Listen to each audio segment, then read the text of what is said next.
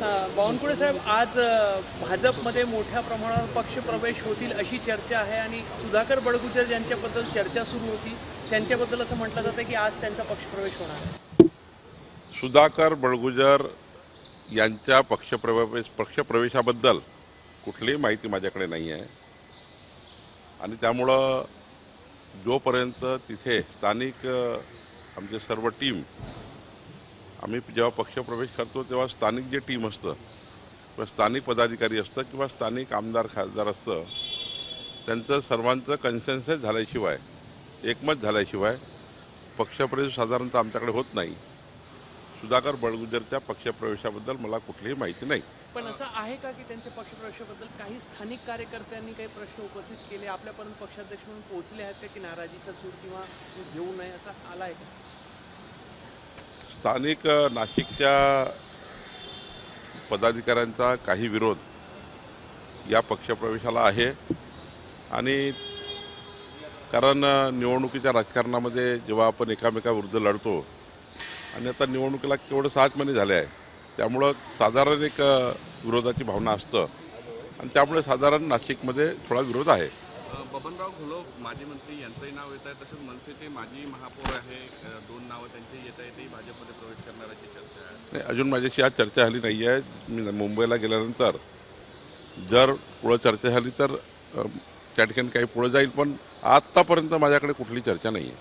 मोठ्या प्रमाणात पावसाने नुकसान झालेलं आहे, तिकडे रायगड असो, मुंबईचा भाग असो.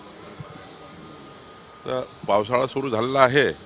काही पीक पाणी आपण जे उन्हाळी लावतो त्या उन्हाळीमध्ये लावताना जो आता साधारणतः जूनमध्ये पीक पाणी निघतं, जसं धान आहे, काही मिरची आहे, मोठ्या प्रमाणावर त्या ठिकाणी फळबाग आहे, मोठ्या प्रमाणावर त्या ठिकाणी बागायती पिकं आहेत, त्यांचं नुकसान मोठ्या प्रमाणावर झालं आहे.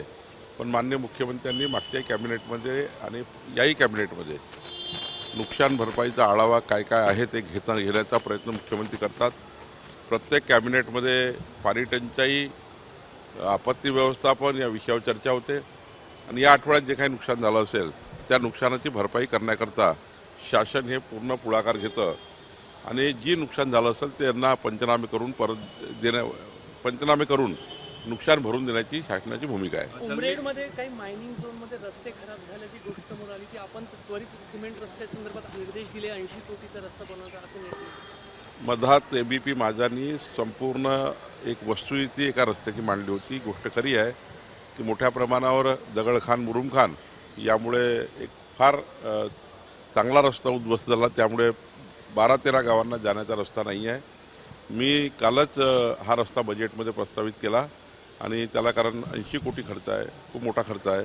मायनिंग फाउंडेशन किंवा जिल्हा नियोजन समितीतून तो होत नाही, त्यामुळे जुलैच्या अधिवेशनामध्ये हा रस्ता मंजूर करू बजेटमध्ये आणि दिवाळीपर्यंत या रस्त्याचं काम चालू होईल.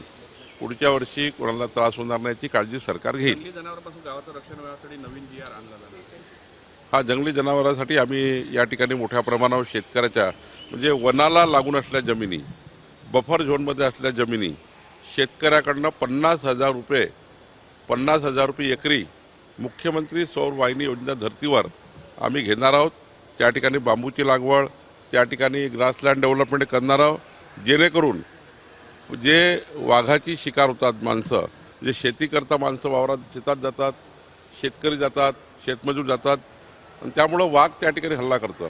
जर या जमिनी बफर झोनमधल्या जमिनी किंवा वनामधल्या जमिनी ज्या खाजगी मालकीच्या आहे त्या जर सरकारने 50,000 रुपये एकरी घेतल्या तर पुढच्या काळामध्ये त्या जमिनीवर फॉरेस्ट लँड डेव्हलपमेंट म्हणजे ग्रासलँड डेव्हलपमेंट करू आणि सोबत बांबूचं डेव्हलपमेंट करू.